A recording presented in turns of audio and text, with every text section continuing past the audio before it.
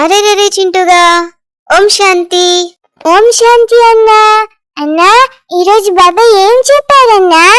రే చింటూ, బాబా ఈరోజు ఏం చెప్తున్నారంటే, మధురమైన పిల్లల్లారా, కార్య వ్యవహారాలు చేస్తూ ఉన్న బుద్ధి యోగం ఒక్క తండ్రితోనే జోడించి ఉండాలి. ఇదే సత్యమైన యాత్ర. ఈ యాత్రలో ఎప్పుడూ అలసిపోరాదు.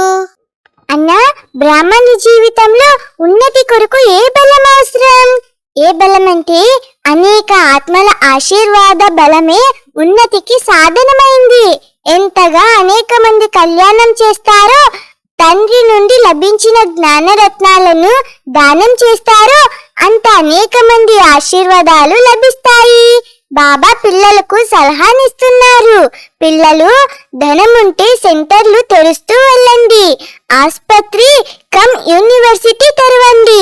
అందులో ఎవరికి కళ్యాణం అవుతుందో వారి ఆశీర్వాదాలు మీకు లభిస్తాయని బాబా చెప్తున్నారన్నా. చింటూ, ఈ రోజుటి పాట ఏంటంటే, రాత్రి ప్రయాణికుడా అలసిపోవద్దు. పాట అర్థము దానంతకదే పిల్లల బుద్ధిలోకి రావాలి. ఇప్పుడు మనమంతా ఆత్మిక యాత్రికులము. తండ్రి అయిన భగవంతుని వద్దకు ఆత్మలన్నీ వెళ్ళాలి. జీవాత్మలు వెళ్ళాలని అనరు. జీవాత్మలు శరీరాల్ని వదిలి తిరిగి వెళ్ళాలి.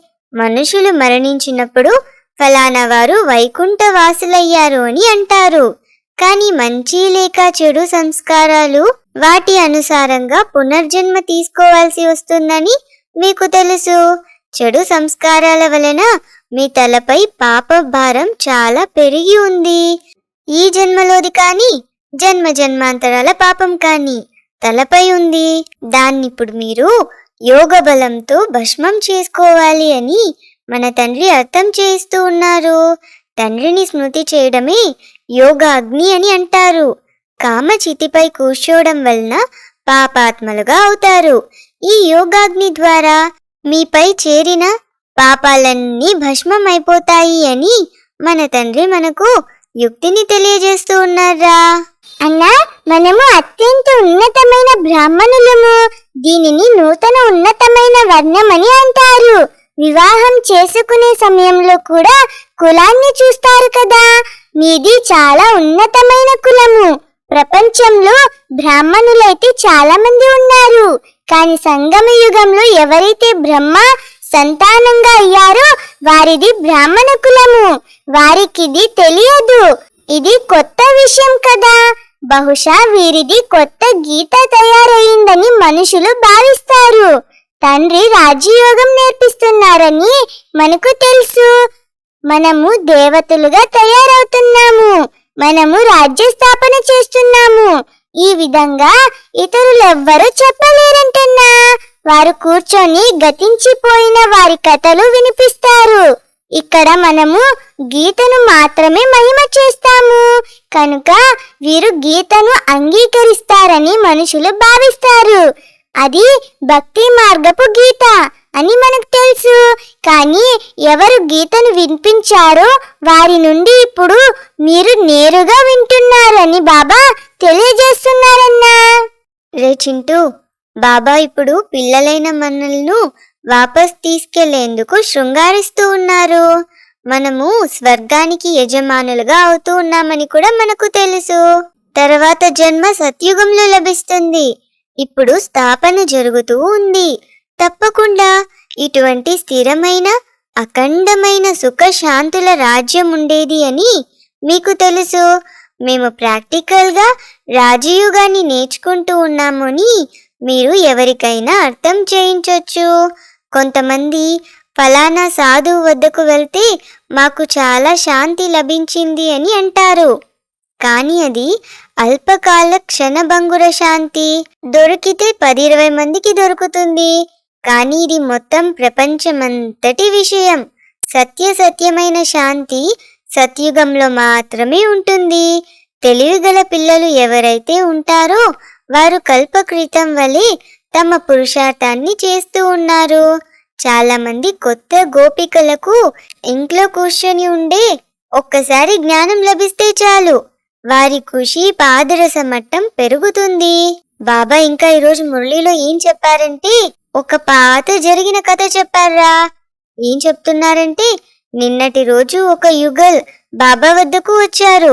బాబా వారిని, పిల్లలు మీరు అనంతమైన వారసత్వం తీసుకోరా, అర్ధకల్పం నరకంలో మునిగి దుఃఖితులుగా అయ్యారు. ఇప్పుడు ఒక్క జన్మ విషమును అంటే వికారాలను వదిలిపెట్టలేరా, స్వర్గానికి అధికారులుగా అయ్యేందుకు పవిత్రంగా అవ్వలేరా అని అడిగారు. అందుకు వారు చాలా కష్టమని అన్నారు.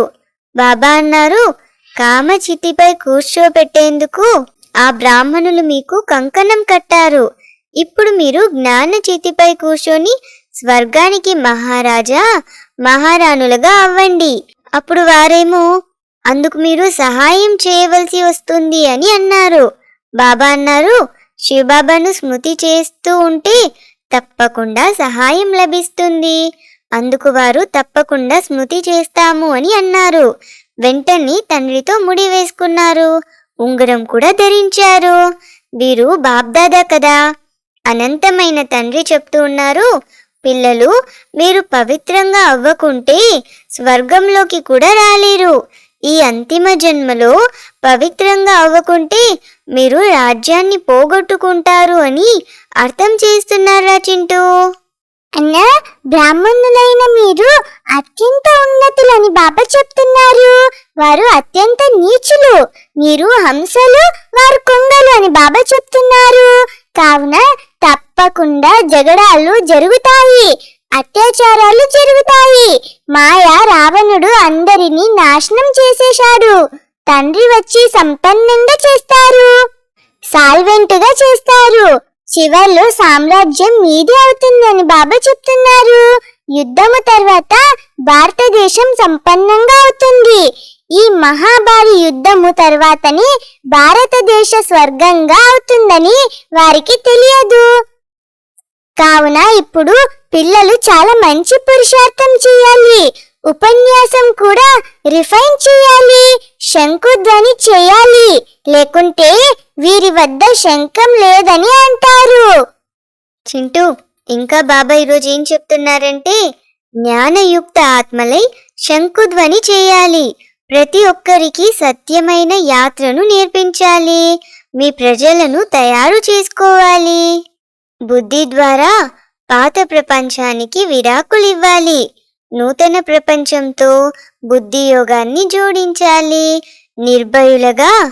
నిర్వైరులుగా అంటే శత్రువులు లేనివారుగా అవ్వాలి. అన్నా, బాబా ఏం వరదానం ఇస్తున్నారో తెలుసా? వ్యక్త భావపు ఆకర్షణకు అతీతంగా అవ్యక్త స్థితిని అనుభవం చేసి సర్వ బంధన ముక్తి భావాన్ని వరదానాన్ని ఇస్తున్నారన్నా. ప్రవృత్తిలో ఉంటూ బంధన ముక్తులుగా అయ్యేందుకు సంకల్పం ద్వారా కూడా ఏ సంబంధంలో కానీ మీ దేహము దేహ పదార్థాలలో కానీ చిక్కుకోరాదు. సంకల్పంలో కూడా ఏ బంధనము ఆకర్షించకూడదని బాబా చెప్తున్నారు. ఎందుకంటే సంకల్పంలో వస్తే సంకల్పం తర్వాత కర్మలో కూడా వచ్చేస్తుంది. అందువలన వ్యక్త భావములో వచ్చిన వ్యక్త భావం యొక్క ఆకర్షణలోకి రాకూడదు. అప్పుడే న్యారీ మరియు ప్యారీ అవ్యక్త స్థితిని అనుభవం చేయగలరు. రే చింటుగా, తండ్రి ఆధారాన్ని అనుభవం చేయాలంటే హద్దు తీరాల ఆధారాన్ని వదిలేయాలి. అన్నా, లవ్లీన్ స్థితిని అనుభవం చేయండి అని బాబా చెప్తున్నారు. పరమాత్మ ప్రేమలో లవ్లీన్ గా మునిగిపోయి ఉంటే మీ ముఖం నుండి వెలువడే ప్రకాశము, మెరుపు, అనుభూతి చేయించే కిరణాలు ఎంత శక్తిశాలిగా ఉంటాయంటే ఏ సమస్య అయినా సమీపానికి రావడం అలా ఉంచండి, కానీ కనులు ఎత్తి కూడా చూడలేవంట. ఏ విధమైన కష్టము అనుభవం అవ్వదని బాబా చెప్తున్నారన్నా. సరే అన్నా, ఓం శాంతి. ఫ్రెండ్స్, ఈ రోజు కూడా మురళి డిస్కషన్ ని విన్నారు కదా. మరి ఈ రోజు బాబా సేవ గురించి ఏమేం పాయింట్స్ చెప్పారో వాటన్నిటిని నా కామెంట్ బాక్స్ లో ఎక్స్ప్లెయిన్ చేయండి. ఈ వీడియో మీకు నచ్చినట్టయితే మీ ఫ్రెండ్స్ కి షేర్ చేయండి. ఫార్వర్డ్ చేయడంతో పాటు లైక్ చేయటం, సబ్స్క్రైబ్ అవటం మర్చిపోకండి ఫ్రెండ్స్. మీ అందరికీ కూడా అన్న చింటి గారి తరపున ఓం శాంతి.